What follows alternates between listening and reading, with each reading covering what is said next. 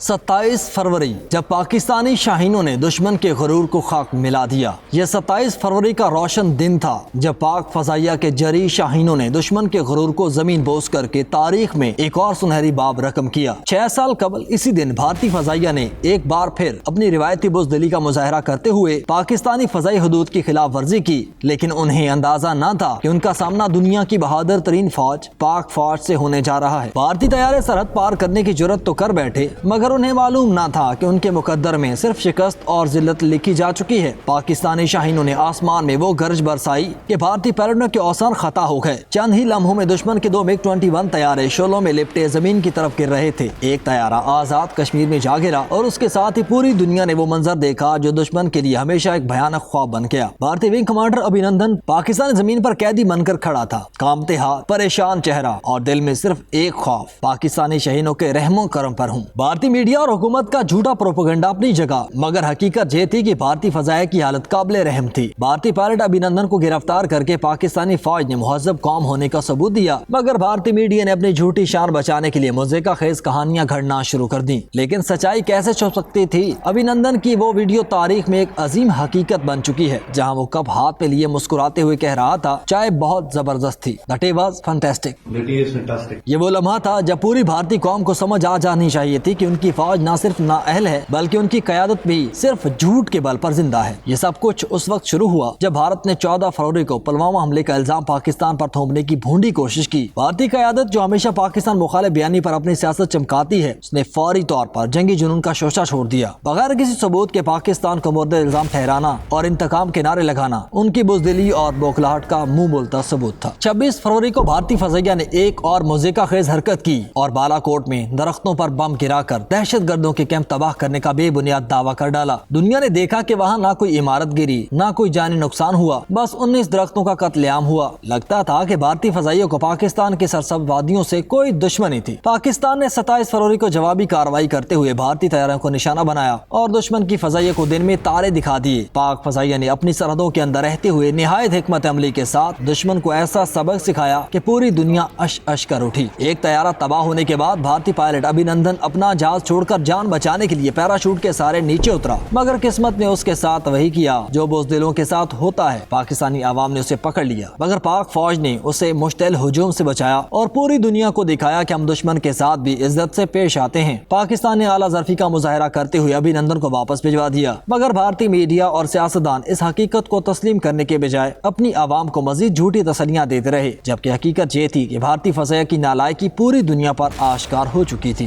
یہ دن نہ صرف پاکستان کی فتح کا دن تھا بلکہ بھارت کی بزدلی کا بھی زندہ ثبوت ہے۔ 6 سال گزر چکے مگر بھارت آج تک اس ہزیمت کا بدلہ نہیں لے سکا اور نہ کبھی لے سکے گا، کیونکہ پاک فوج دنیا کی بہادر ترین فوج ہے اور بھارتی فوج محض ایک سرکس جہاں سپاہی ناچتے ہیں اور سیاستدان تماشائیوں کو جھوٹی کہانیوں سے بہلاتے ہیں۔